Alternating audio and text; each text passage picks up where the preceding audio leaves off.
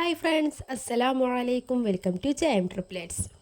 അപ്പോൾ ഞാൻ ഇന്ന് വന്നിട്ടുള്ളത് വളരെ പെട്ടെന്ന് തന്നെ ഉണ്ടാക്കിയെടുക്കാൻ പറ്റുന്ന ഒരു അടിപൊളി ബ്രേക്ക്ഫാസ്റ്റും അതുപോലെ ഈവനിങ് സ്നാക്കിനും നമുക്ക് ഉപയോഗിക്കാൻ പറ്റുന്ന ഒരു അടിപൊളി റെസിപ്പി ആട്ടോ. അപ്പോൾ അതിന് ഞാനിവിടെ 2 നേന്ത്രപ്പഴമായിട്ട് എടുത്തിട്ടുള്ളത്. ചെറിയ നേന്ത്രപ്പഴമാണ്, അതുകൊണ്ടാണ് 2 എടുത്തിട്ടുള്ളത്. നിങ്ങളെ കയ്യിൽ വേറെ പഴമാണെന്നുണ്ടെങ്കിൽ മൈസൂർ പഴം അതുപോലെ റോബസ്റ്റ പഴം ഒക്കെ ആണെന്നുണ്ടെങ്കിൽ അതെടുത്താലും മതി കേട്ടോ.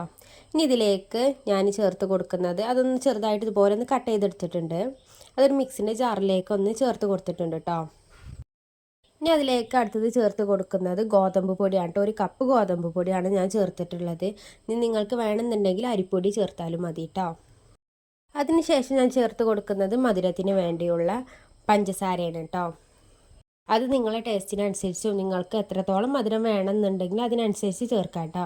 കാരണം വെച്ചാൽ നമ്മൾ പഴത്തിന് ഓൾറെഡി മധുരം ഉണ്ടാകും, അപ്പോൾ അത് കണക്കാക്കിയിട്ട് വേണം മധുരം ചേർക്കാൻ.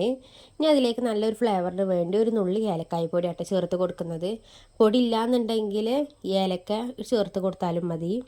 അതിലേക്ക് നല്ലൊരു അതിലൊക്കെ ബാലൻസ് ചെയ്യാൻ ഒരു നുള്ളു ഉപ്പും കൂടി ചേർത്ത് കൊടുത്തിട്ടുണ്ട്. അതുപോലെ ഒരു നുള്ളു ബേക്കിംഗ് സോഡ കൂടി കേട്ടോ.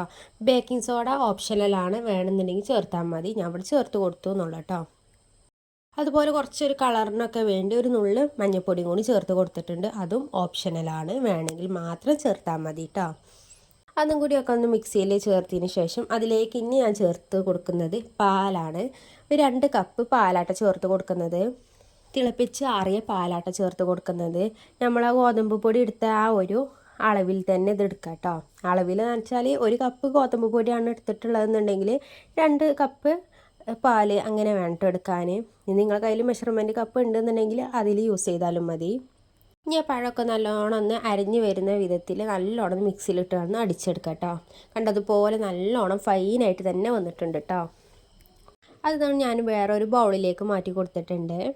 വേണമെന്നുണ്ടെങ്കിൽ നമുക്കത് അപ്പം തന്നെ ഉണ്ടാക്കാം. അല്ലാന്നുണ്ടെങ്കിൽ ഒരു 2-3 മിനിറ്റ് നേരം ഒന്ന് റെസ്റ്റ് ചെയ്യാൻ വെച്ചതിന് ശേഷം ഉണ്ടാക്കാം കേട്ടോ. ഞാനിവിടെ ഒരു 3 മിനിറ്റോളം റെസ്റ്റ് ചെയ്യാൻ വെച്ചിട്ടാണ് ഉണ്ടാക്കിയെടുക്കുന്നത്. അല്ലാന്നുണ്ടെങ്കിൽ നമ്മൾ പാന് ചൂടാകാൻ വെക്കുന്ന ടൈം ഉണ്ടല്ലോ, ആ ടൈമിൽ അത് റെസ്റ്റ് ആയിക്കോളൂ കേട്ടോ. നമ്മൾ ബാറ്റർ എന്ന് പറയുന്നത് ഇതുകൊണ്ട് ഇതുപോലെയാണ്. ഈ ദോശമാവിൻ്റെ ഒക്കെ ഒരു ബാറ്റർ ഉണ്ടാവില്ല, അതുപോലെ ആവണം കേട്ടോ. ഞാൻ അതിലേക്ക് 1 ടേബിൾ സ്പൂൺ ഓയിലാട്ടോ ചേർത്ത് കൊടുക്കുന്നത്. ഇനി നിങ്ങളെ കയ്യിൽ നെയ്യ് ഉണ്ട് എന്നുണ്ടെങ്കിൽ നെയ്യ് ചേർത്താലും മതി, അതാണെങ്കിൽ ഏറ്റവും നല്ലത് കേട്ടോ. കുട്ടികൾക്ക് നല്ല ഹെൽത്തി ആകുമ്പോൾ ഒരു നെയ്യ് ആകുമ്പോഴാണ് കൂടുതൽ ഹെൽത്തി ആവുക കേട്ടോ.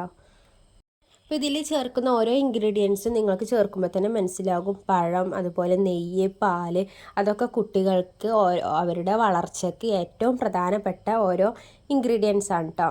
അപ്പോൾ ഇതുപോലെ നമ്മൾ ഡെയിലി കുട്ടികൾക്ക് ബ്രേക്ക്ഫാസ്റ്റിലും അതുപോലെ ഈവനിങ് സ്നാക്കൊക്കെ കഴിക്കാണ്ട് ഇങ്ങനെ ചുട്ട് കൊടുക്കുകയാണെന്നുണ്ടെങ്കിൽ അവർക്ക് നല്ലൊരു ഹെൽത്തി ആയിരിക്കും.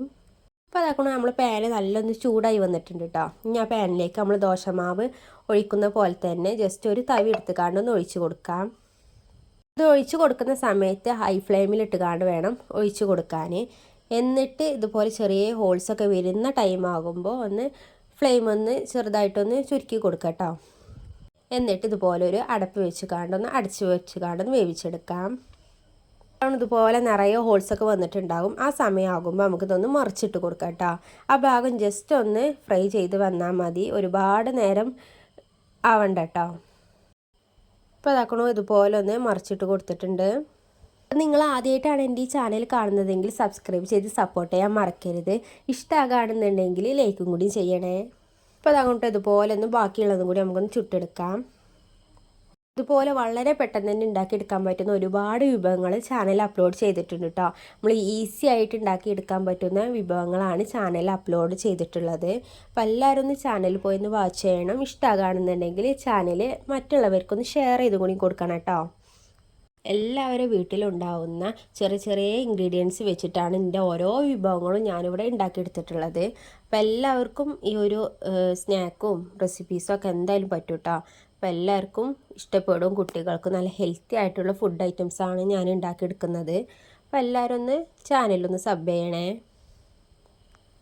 അപ്പോൾ അതങ്ങോട്ട് നമ്മളെ ദോശയൊക്കെ എല്ലാതും ഞാൻ ഇവിടെ ചുട്ടെടുത്തിട്ടുണ്ട് കേട്ടോ.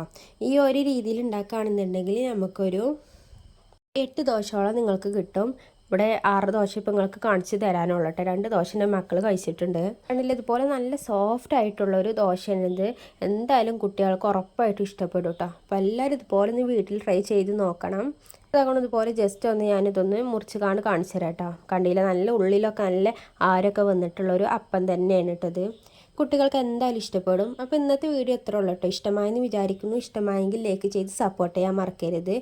നാളെ ഇൻഷാ അല്ലാഹ് മറ്റൊരു വീഡിയോ ആയിട്ട് വരണ്ട കേട്ടോ. അപ്പോൾ അതുവരേക്കും ബായ്. അസ്സലാമു അലൈക്കും.